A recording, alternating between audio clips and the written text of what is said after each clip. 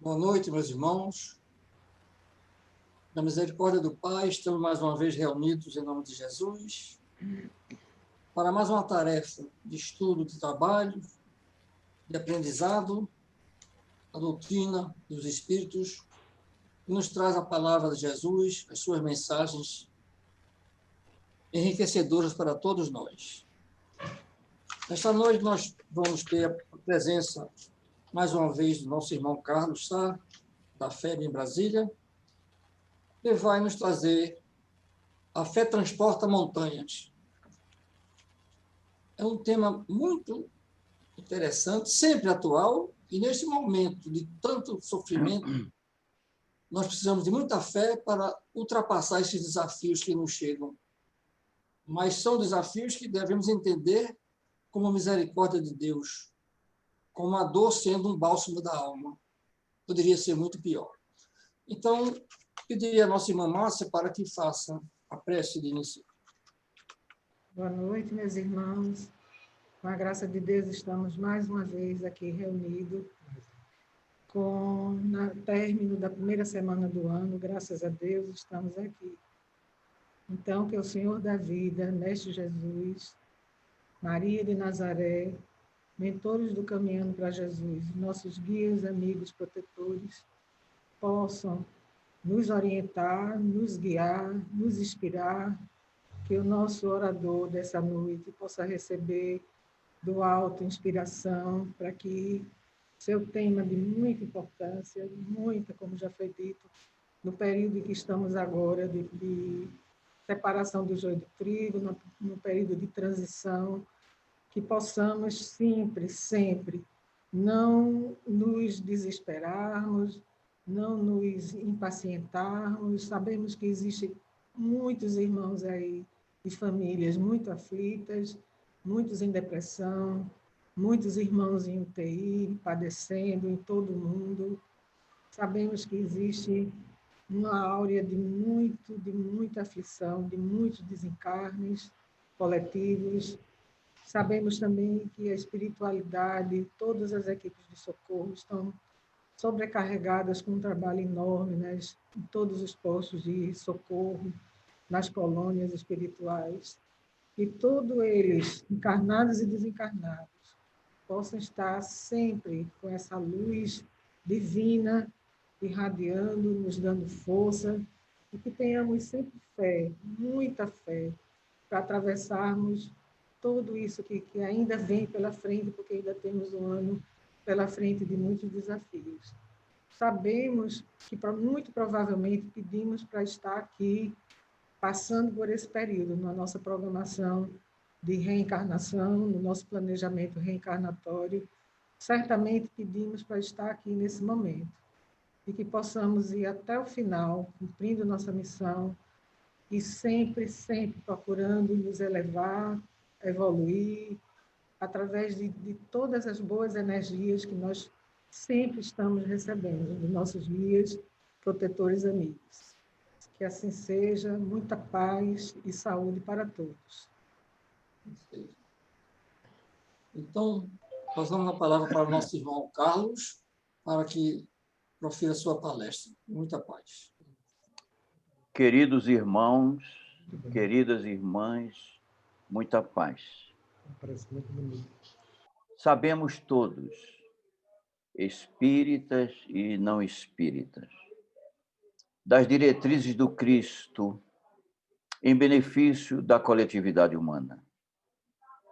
Temos reconhecimento através da verificação e da análise dos fatos em derredor, das verificações do pretérito, da concatenação dos fatos históricos, na consecução dos objetivos maiores do Cristo em benefício nosso. Adquirimos esta convicção através da razão, associada ao sentimento religioso que nos conduz à fé. A essa fé que, raciocinada, logicada, alicerçada nestes elementos da inteligência humana, nos permite enveredar por desafios e caminhos que jamais suportaríamos se não estivéssemos assim estruturados. Fé inabalável só é aquela capaz de enfrentar a razão face a face, em todas as épocas da humanidade. Já nos afirmava o apóstolo. E agora, nesta noite de congraçamento, de confraternização, de alegria espiritual, é justo tenhamos em conta o sentimento de que a afirmativa do Cristo que a fé remove montanhas é um fato. Nas alegorias do pensamento humano ainda não suficientemente edificado para a compreensão legítima desta afirmação, supunha-se a miraculosa transposição das montanhas geográficas. Não eram estas as montanhas a que Jesus aludia, mas a enormidade dos obstáculos, que se assemelhavam a montanhas e que só seriam superados através de uma fé capaz de fazê-lo. Hoje, na sequência dos dias que vivemos, estamos submetidos, inevitavelmente, às expectativas cada vez mais pungentes pelo avançar da criminalidade, dos engodos, das discórdias, de todo um alvoroço de vibrações que, nos cercando a caminhada, algumas vezes buscam transtornar-nos e afugentar-nos da fé. Assegurados pelo raciocínio espírita, consubstanciado nas edificações das lições do Cristo, em particular o seu ensino moral, nós sabemos-nos capazes e sabemos-nos instrumentos para agir de conformidade com esta vontade superior que nos direciona. É justo tenhamos em consideração a nossa fragilidade moral, que indubitavelmente nos coloca ainda no rodapé da evolução, mas assistidos, amparados, intuídos pela espiritualidade bondosa que, em nome do Cristo, nos assiste.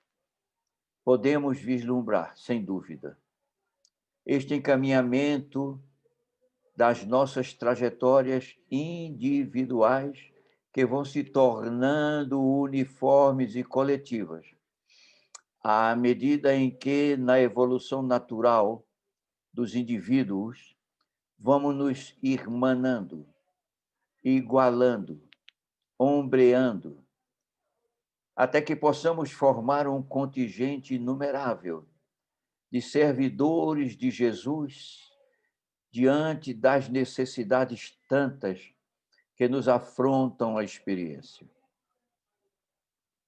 a fim de que possamos assim agir, fortalecidos no entendimento adequado e veraz.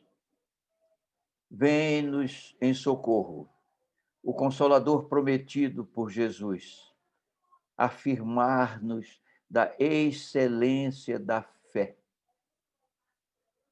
fé raciocinada, inteligente, justificável e lógica. Sem esse instrumento, as nossas lutas e os nossos esforços seriam debalde, considerando que, sem a lógica desta fé, o nosso direcionamento seria esparso, difuso, inconstante, mas tangidos por este modo de pensar, alicerçados na razão. É justo que estejamos apetrechados, instrumentados, organizados e preparados para esses adventos que se avizinham e muitos deles já se encontram conosco, na construção desse mundo novo, regenerado, deste mundo que cogitamos, que ansiamos, e que temos dele certeza pelas promessas nunca desmentidas de Jesus. Alicerçando o nosso querer, o nosso agir, nesse leito, nesse terreno, nesta base do raciocínio e da fé, nós todos temos condições de realizar mesmo aqueles objetivos que nos pareçam inalcançáveis ou de difícil consecução. Nossa missão, nossa tarefa, na disseminação da doutrina do Cristo, não se aplica tão somente às manifestações das locuções como esta, mas nas traduções dos atos praticados em função desta fé raciocinada e estribada no Evangelho. A humanidade precisa, necessita, anseia por Jesus. Muitos deles não encontram o encaminhamento, o roteiro, o onde chegar, e buscam a sua maneira, de conformidade com a capacidade e as condições disponíveis, este caminho para Jesus. A multiplicidade das seitas, das denominações, nos demonstram claramente este anseio de buscar. Como somos diversos e não somos originários de uniformidade, é natural que muitos de nós busquem este encaminhamento através das oportunidades e da capacidade de compreensão que dispõem. Os espíritas sabemos, por educação, por estudo, por conscientização, que o Consolador entre nós chegou-nos, oferecendo-nos o ensejo deste caminhar, não excluindo ninguém, mas não acomodando interesses estranhos ao nosso caminhar, ao nosso grupamento. Interessante salientar que estamos sendo educados neste processo para a legítima fraternidade, em que os desencontros de opinião, as dissensões, a diversidade de objetivos e propósitos buscam harmonizar-se no seio do amor do Cristo que tudo preside e suporta. A fé inabalável, a fé capaz de transpor obstáculos ou montanhas, quaisquer que sejam suas naturezas, é que nos organiza as forças íntimas, a capacidade da inteligência na geração dos propósitos e das ações que, sem estarem delimitadas rigorosamente, encontram-se contidas nas leis morais de Jesus. Não podemos escapar disso, não devemos escapar disso. Essas leis morais, regentes do nosso caminhar, quando atendidas, compreendidas, disseminadas, faladas, proclamadas, vão gerar, como já costumam gerar, equipamentos psicológicos para a multidão de criaturas sedentas de Jesus. Vão criar, nos campos psicológicos da intimidade do homem, o seio,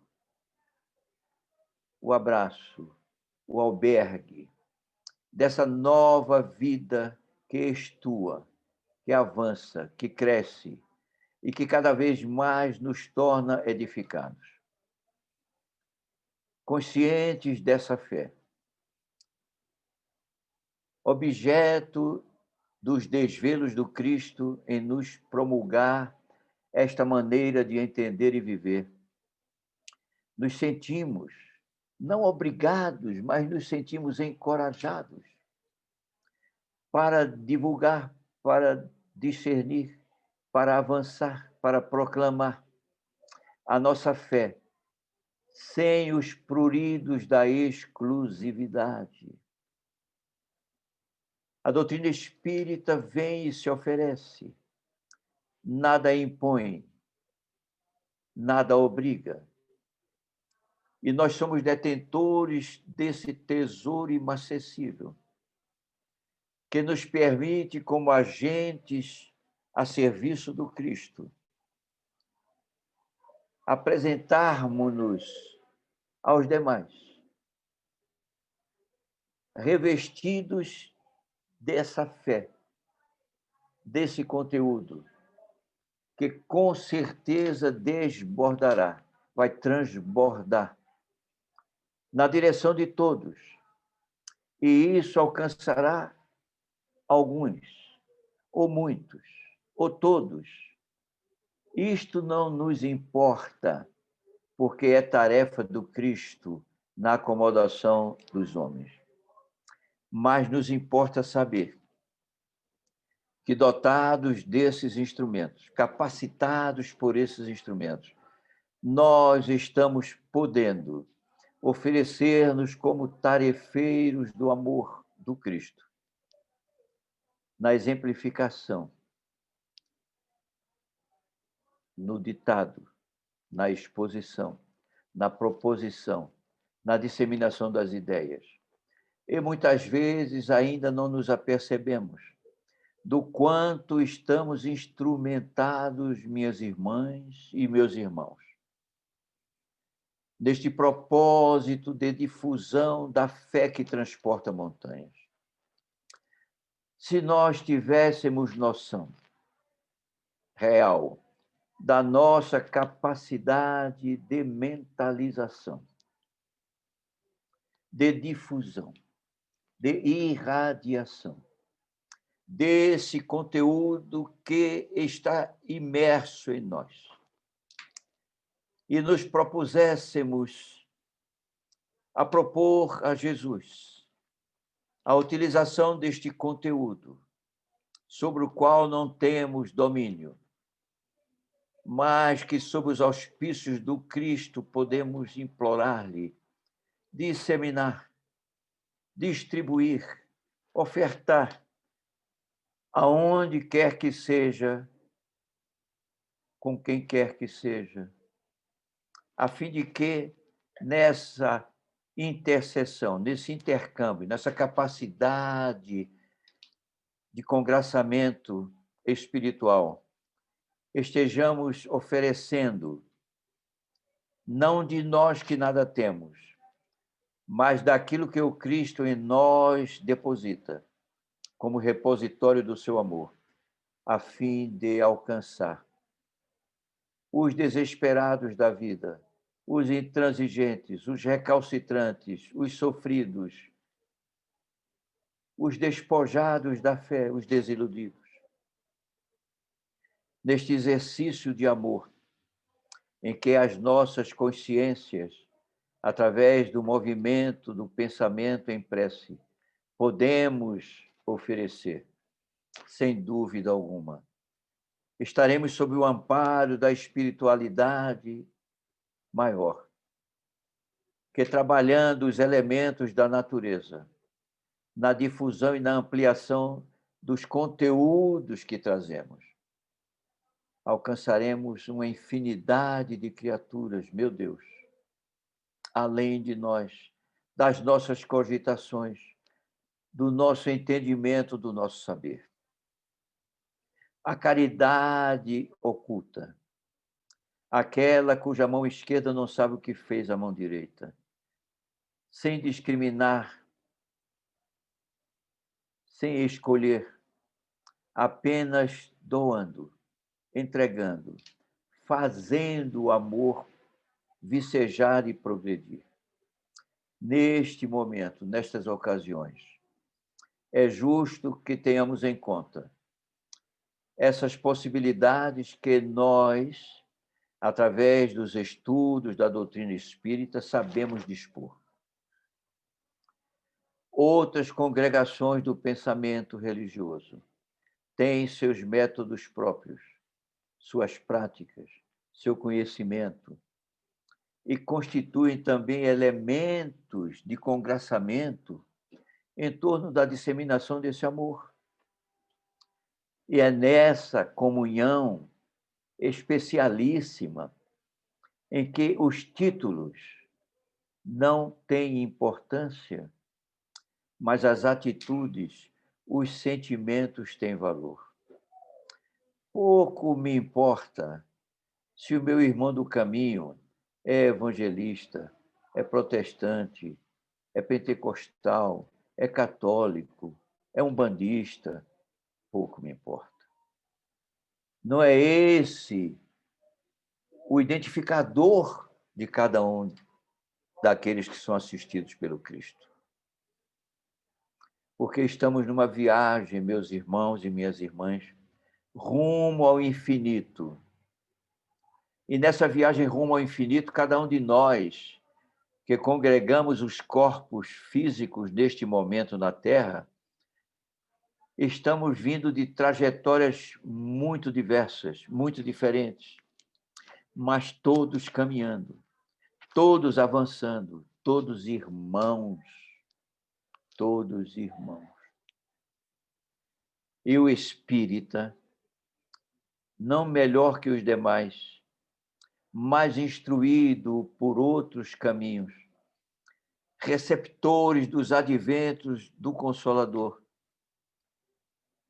receptores dos ensinos da falange da verdade, equacionadas no conteúdo doutrinário básico de Allan Kardec, e depois ampliado e multiplicado por diversas edificações que nos foram trazidas por mensagens e obras extraordinárias, que só consolidam e confirmam em nós os apetrechos da fé que nos foram oferecidos por Allan Kardec.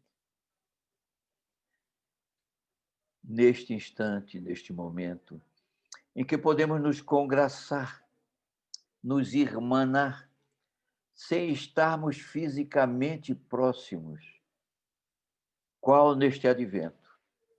É impressionante salientar essas ferramentas que nos são trazidas através da inteligência do homem, mas por propósitos superiores da vida, a nos demonstrar a veracidade de tudo aquilo que foi construído e disseminado em nós, que vem constatar e demonstrar que o alcance das nossas expressões desconhecemos. Vão ao infinito, alargam-se nos horizontes da vida. É impressionante a criatura humana como nós agora dispormos desta sensação de amplidão e sem sabermos até onde estamos chegando. É verdadeiramente marcante. E quando observamos tudo isto, à luz de uma fé raciocinada, entendemos porque, de fato, essa fé raciocinada, ela é capaz de transpor as montanhas quaisquer que sejam, os obstáculos indiferentes de quantos são e como são, desde que nos mantenhamos firmes num propósito salutar de amar, de servir, de nos oferecermos por inteiro, desde o conteúdo intelectual e espiritual até as alavancagens de outros mecanismos que agem em nós e dos quais ainda não tivemos identificação precisa. A evolução da ciência humana nos aponta que somos repositórios de instrumentos que ainda não conseguimos identificar em nós. Pelo uso da lógica, do bom senso, da identificação dos processos evolutivos que conhecemos.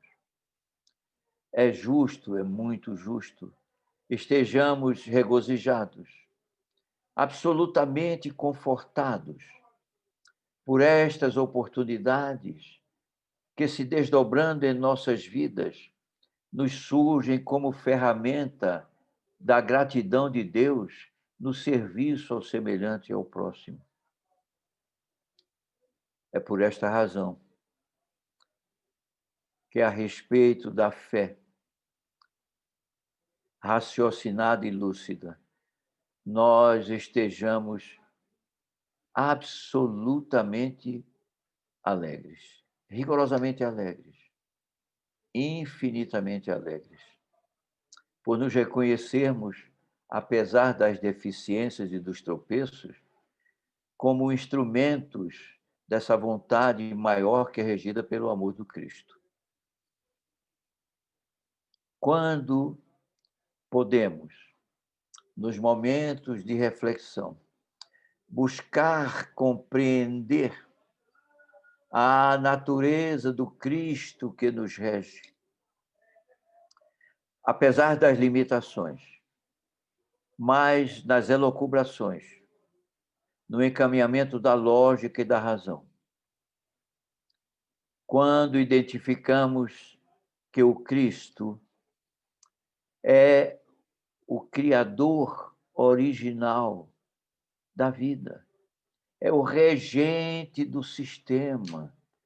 Isso é tão grandioso e às vezes se coloca tão acima de nós que nos engolfa, que nos empolga e que muitas vezes nos deslumbra. Apenas à guisa de exemplificação, somos informados que a geração da criação da Terra, habitat que nos alberga, é fruto da determinação e da vontade do Cristo. E como somos ainda limitados às 3 dimensões da matéria, na minha impressão, fica-nos muito difícil ter uma noção ou imaginar como é o Cristo. Que figura? Não sabemos definir a sua estatura, sua dimensão, sua grandiosidade, de cujo poder mental foi gerado uma organização planetária. Estou apenas me referindo à Terra, embora a criação do Cristo seja mais ampla. A criação da Terra, que, segundo os estudos, nos dizem que foi um fragmento do Sol, que, desprendido do seio solar, atraído pela gravitação grandiosa dessa estrela, entrou em circunvoluções em torno do eixo do Sol. E era uma bola de fogo. E essa bola de fogo foi se resfriando no concerto dos anos, dos séculos, dos épocos. E nesse resfriamento, os fundamentos originais da criação da vida no planeta já ali estavam e se manifestaram espontaneamente, ocasionando que, a partir das águas, emergisse o elemento árido, que nós consideramos solo. E assim, neste diapasão de milênios e milênios e milênios, organizava-nos Jesus um berço adequado a atender às nossas necessidades de remissão dos equívocos, de reparação dos erros, de ajuste de conduta e de evolução. essa maneira de entender e compreender, que fundamenta a nossa fé, que alicerça a nossa fé, nos dá condições de apoio substantivo, seguro, definitivo, para que possamos lograr avançar e evoluir na construção do elemento fé em nossa intimidade espiritual. É tão grandiosa a obra, é tão acima de nós,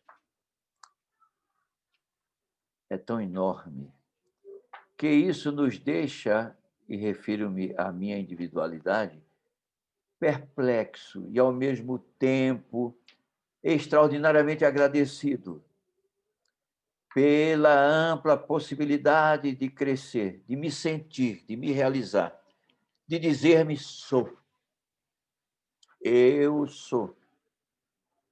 Nessa plenitude espiritual que o concerto da vida nos propõe e nos entrega. Sabemos-nos todos, ainda, portadores de dificuldades. Não vamos chamar de deficiências, porque nós somos criados por Deus, que é perfeito. As nossas circunstâncias de imperfeição na construção e na reconstrução do caminhar.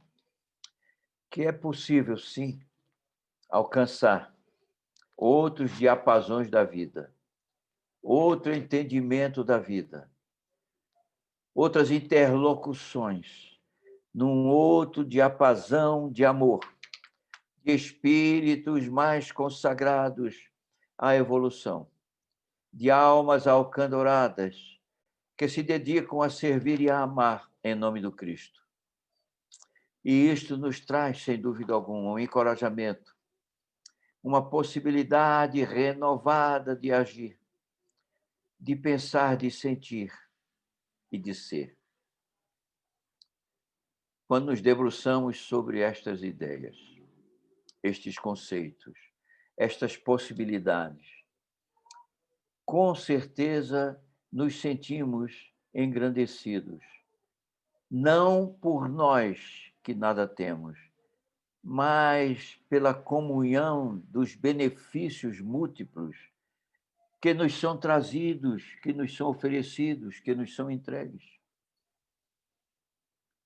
E isso vai fazendo com que o nosso modo de acreditar, a nossa fé, vá se tornando mais robusta, mais veraz, mais condizente com o nosso status evolutivo.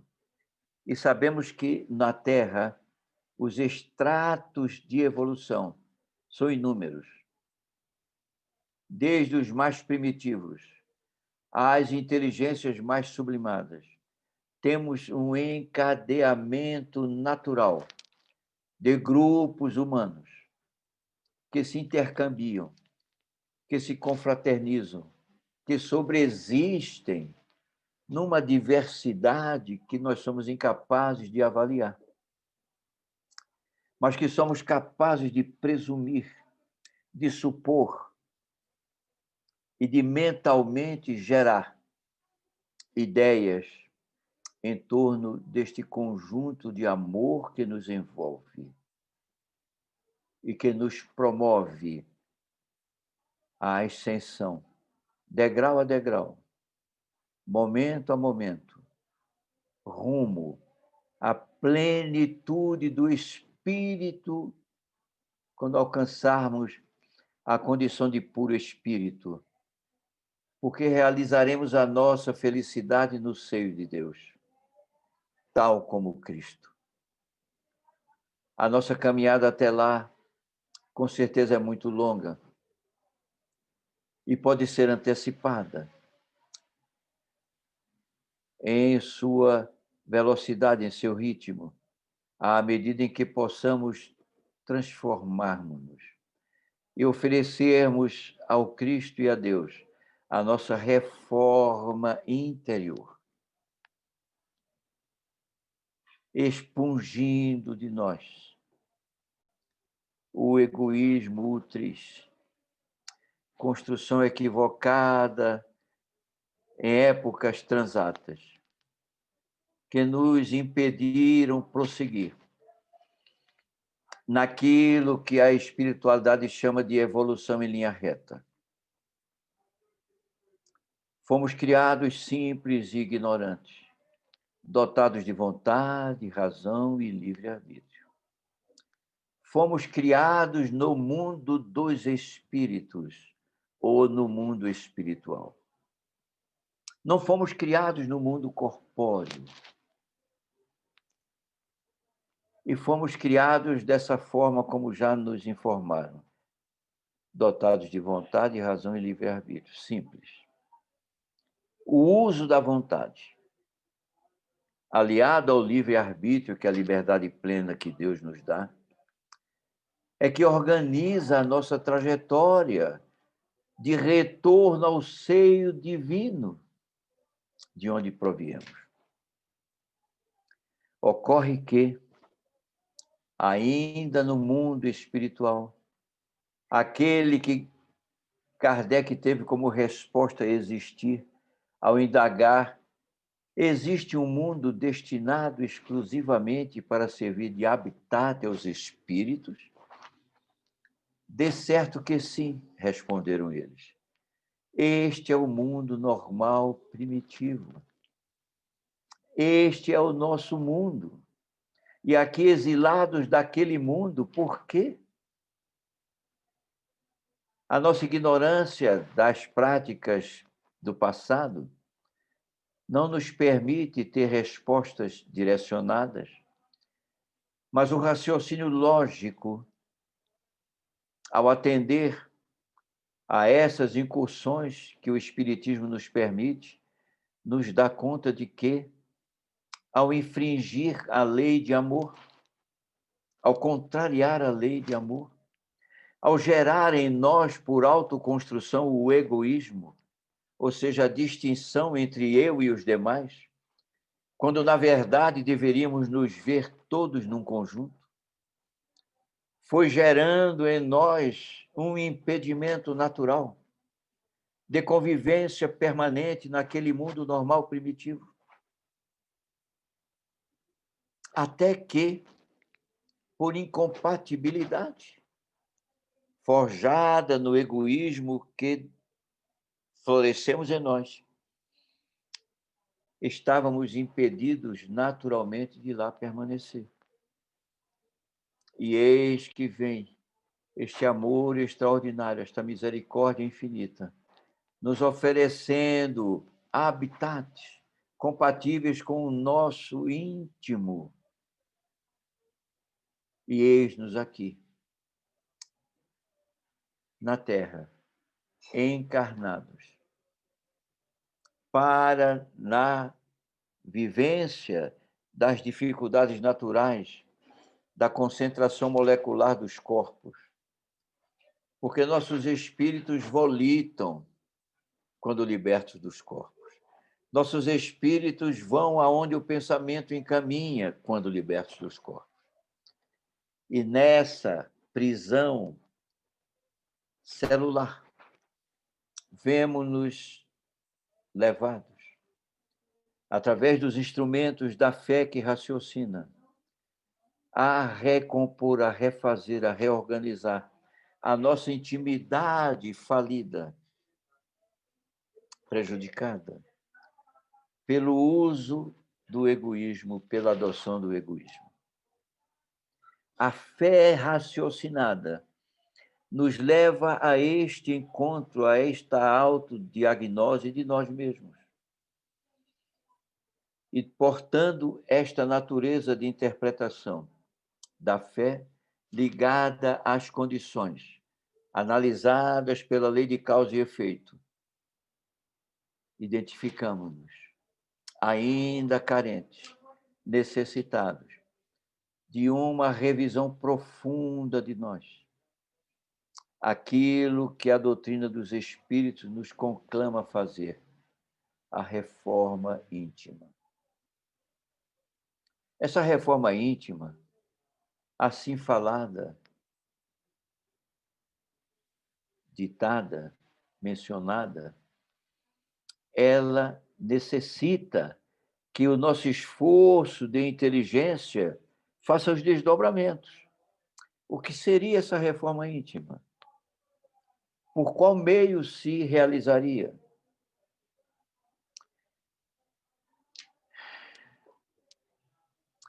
A reforma íntima consiste rigorosamente na expulsão do egoísmo das nossas vidas.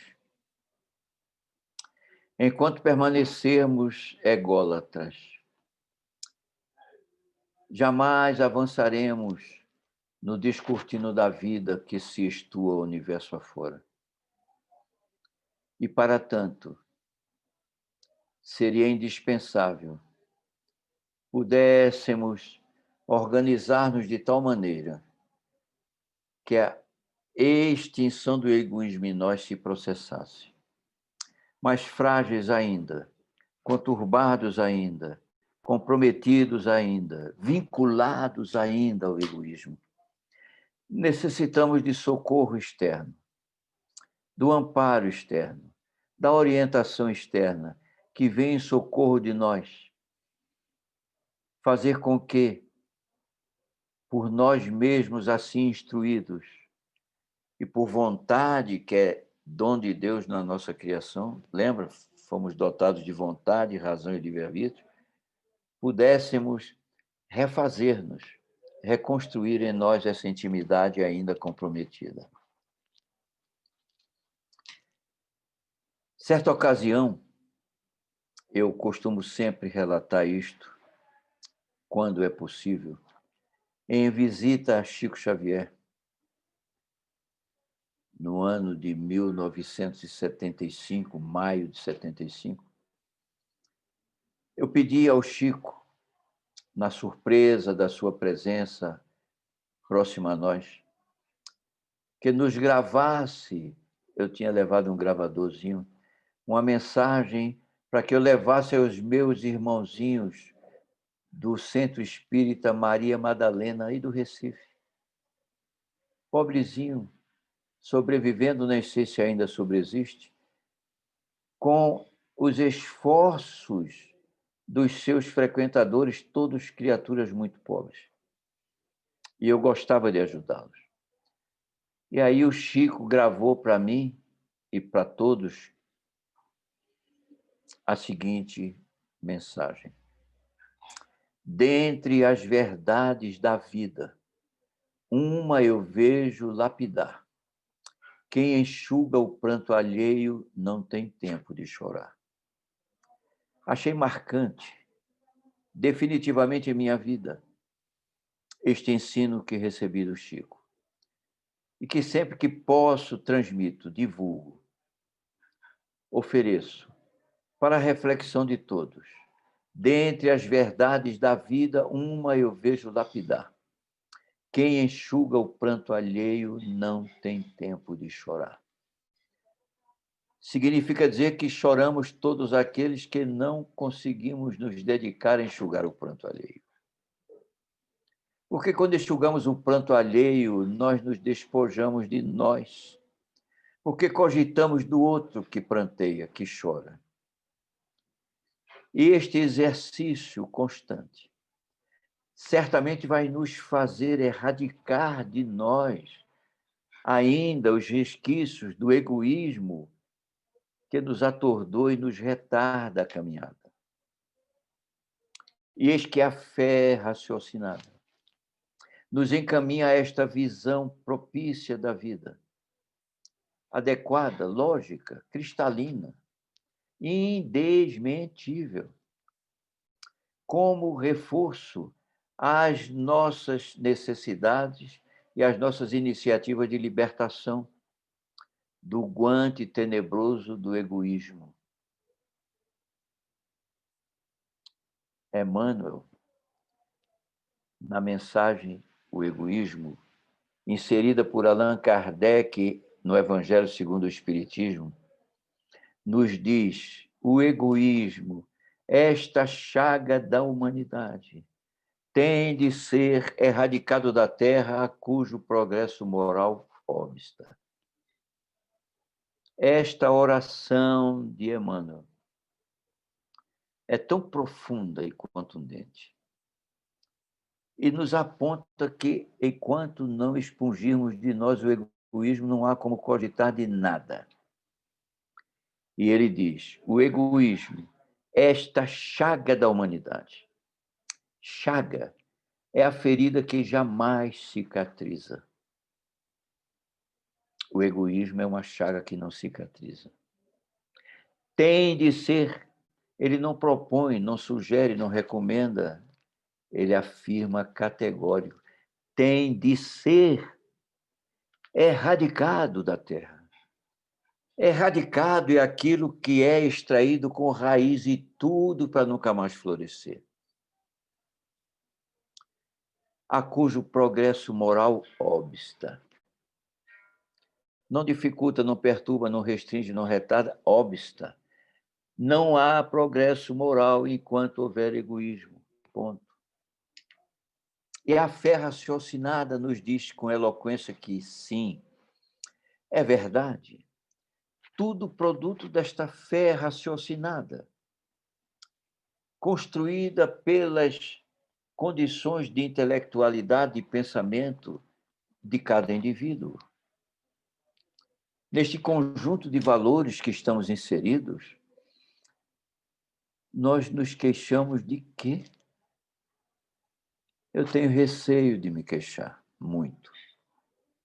Eu costumo dizer que não me queixo, porque se eu me queixar, eu tenho receio que o Pai Celestial me encaminhe uma promissória ainda maior do que aquela que ele me pediu para suportar.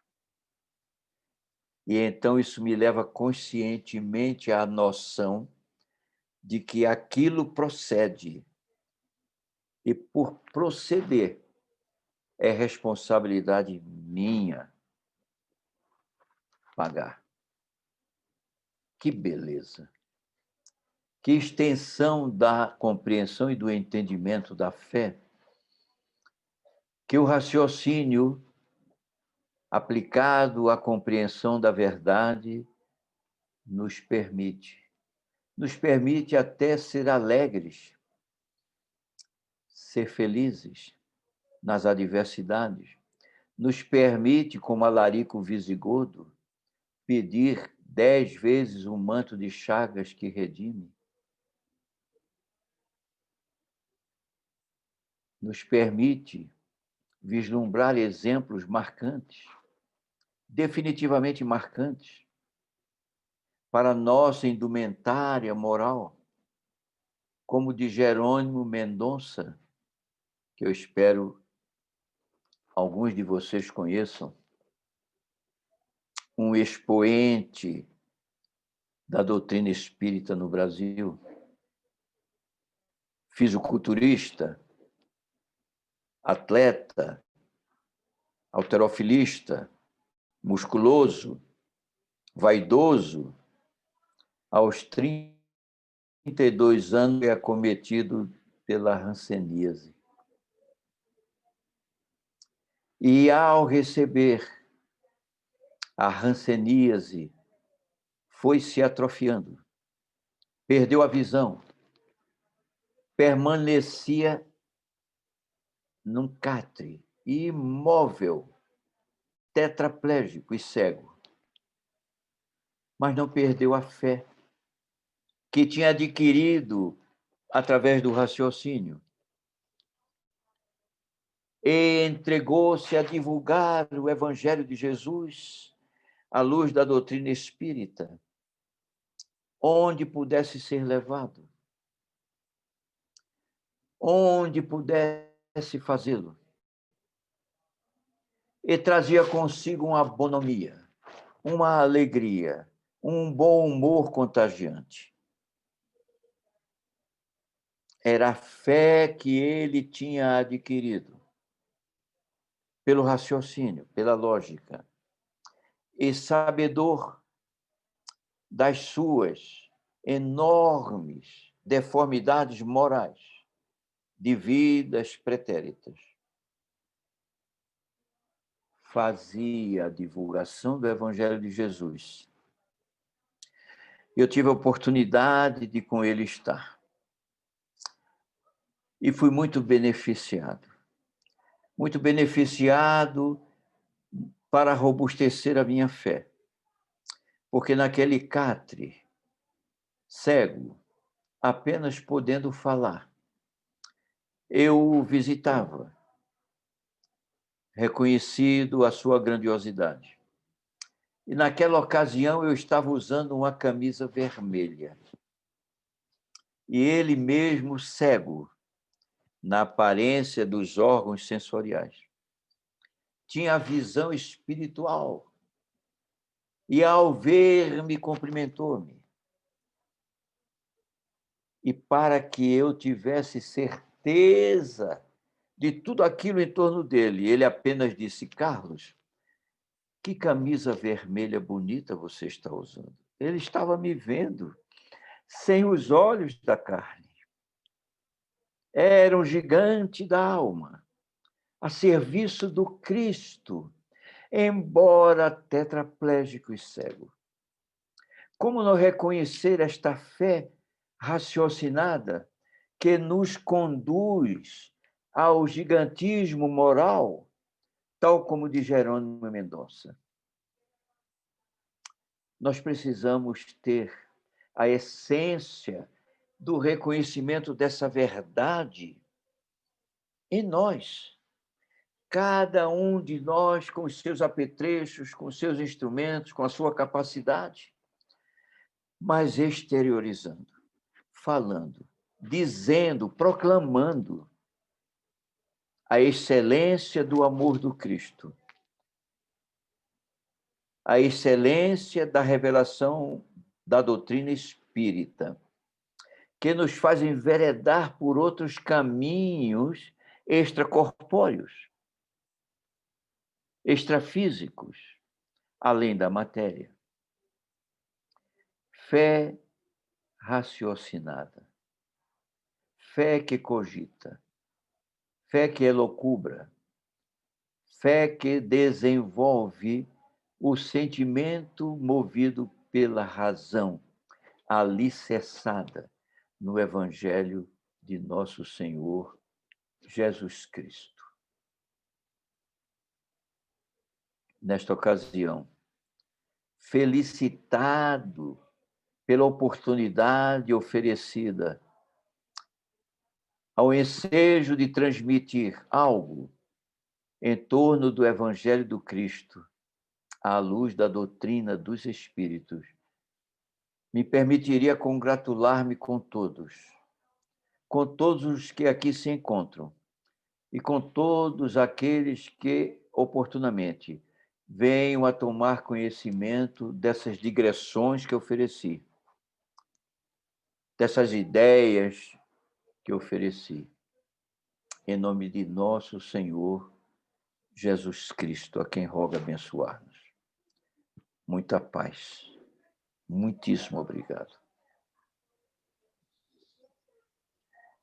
Muito bem, Carlos. Como sempre, precisamos te agradecer mais uma presença, mais uma palestra edificante para todos, lembrando bem do Jerônimo, o gigante deitado, um expoente que produziu, mesmo incapaz fisicamente, mas mentalmente lúcido e bem apropriado para a fé que você trouxe em suas palavras. Com todas as dificuldades, ele permaneceu com a fé e fez. Um exemplo, né? E tantos outros. Ele é um dos. Boa noite. Boa noite. Tudo bem? Prazer em vê-lo. Felicidade minha. Na verdade, felicidade nossa, né? O Espiritismo, ele é a luz do mundo, o caminho para Jesus, todos nós sabemos. E a graça, eu só tenho a dizer que sou teu fã. E aí eu sou suspeito. Louvado seja Deus.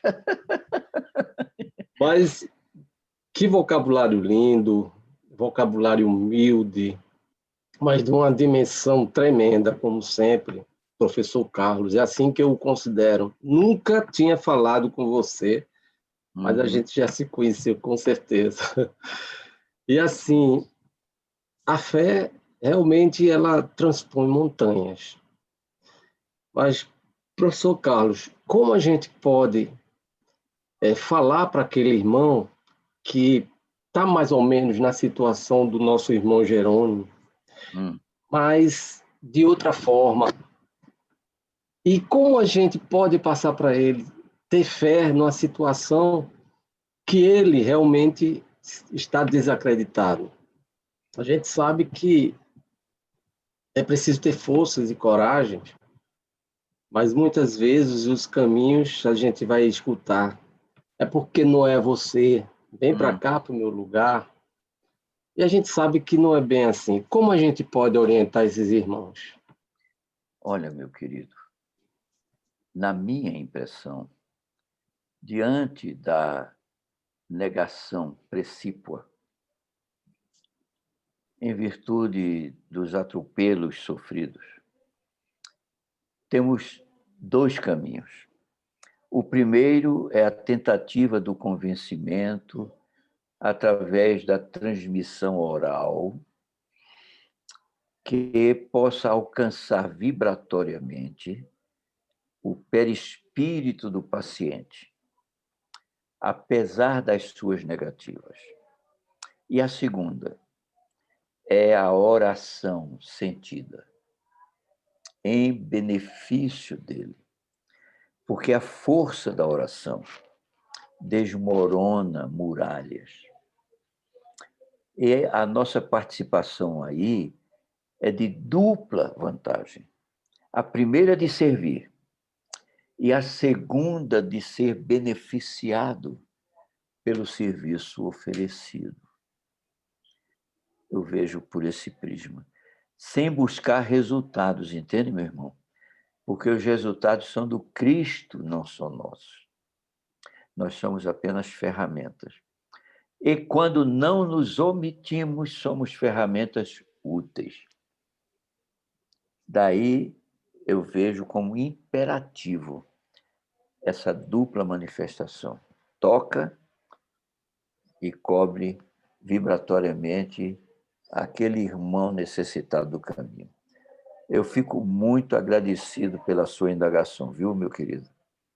Muita paz no seu coração. Carlos. Sim. Fernando. Sim, Fernando. Olha, veja só, quando você falou em Fernando Mendonça aqui, eu acompanhei, porque você sabe, eu sou videiro. Nós tivemos também a irmã Egorina Cunha. Pois não. Você conheceu a Egorina Cunha? Você Não conheci, não. E ela é sobrinha de Eurípides Barçanufo. Sim. Uhum. Da mesma maneira, Sim. ela com 12 anos ficou atrofiada, totalmente atrofiada daquela fé. Uhum. Estou citando porque você citou o Jerônimo. Jerônimo, porque eu já conheço essa história há muitos anos.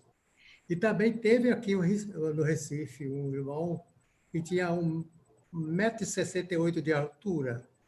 Ele foi perdendo a sua acessibilidade corporal, chegou ao 1,30 m. Espírita, Eu sei.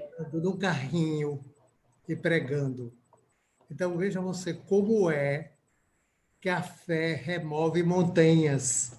Sem dúvida. Tinha aquela fé muito tranquila, tão serena, todos os três que eu te citei. Pois não. Isso nos dá consciência da bondade divina e da vontade de Deus. Porque nós não podemos queixar de nada.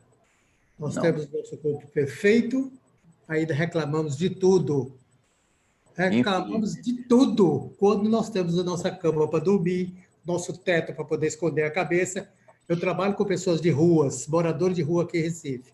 Uhum. E agora acrescentou em 3 ou 4 vezes mais o número de moradores de rua.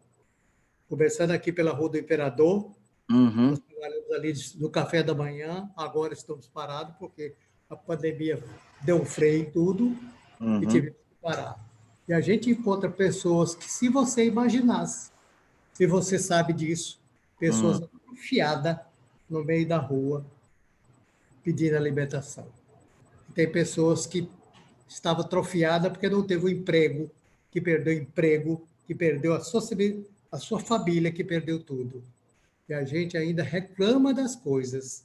Eu sempre falo com a Márcia, que é minha mulher que está aqui. Falei, não reclama de nada não, minha filha. Nós temos tudo, graças a Deus. Não reclamo de nada, porque nós temos tudo. Com certeza. Vamos atrás para os nossos irmãos que nada têm. Uhum. Eu fico muito emocionado quando eu falo isso, porque eu tenho uma sensibilidade muito aguçada sobre o sofrimento alheio. Só isso que eu posso dizer. Muita paz para você. Eu fiquei muito feliz de vê-lo novamente. Abençoe sempre, que você sempre esteja conosco, nos ensinando o que você veio nos trazer. Muito obrigado por tudo. Deus te abençoe, meu querido. Muito obrigado, viu? Muito obrigado mesmo. Bom, meus irmãos, chegada a hora, vamos concluir os trabalhos, agradecendo ao Criador essa oportunidade de luz, de bênção para todos nós, e pedir ao nosso irmão Carlos que me realize a prece de encerramento, por favor. Ok. Senhor Jesus, Mestre amoroso e bom, te damos graças, Santo, pela oportunidade bendita de externar tua palavra, teu ensino, teu amor, em benefício de todos aqueles possível de alcançar nesta ocasião. Te damos graças, Senhor Jesus, pelo amparo, pela sustentação, pelas forças que nos envolveram na consecução da tarefa que nos incumbia. Te damos graças, Senhor Jesus, pelas possibilidades de ampliar o serviço do amor em teu nome santo, onde quer que seja. Te damos graças, Jesus, porque entre o meio da nossa miséria moral, tu fazes florescer os lírios do amor e os cânticos angelicais que, permeando as consciências, fazem com que os sofrimentos e dores se atenuem e o encorajamento floresça. Te damos graças, Senhor Jesus, e te rogamos bênçãos em benefício do centro espírita que nos acolhe, dos companheiros que se congraçam conosco, dos frequentadores daquela casa que se beneficiam dos seus serviços. E te suplicamos, Senhor, despede-nos na tua paz, que assim seja. Assim seja. Em nome de Deus, em nome de Jesus, concluímos os trabalhos desta noite. Um bom final de semana para todos e muita paz. Muito obrigado.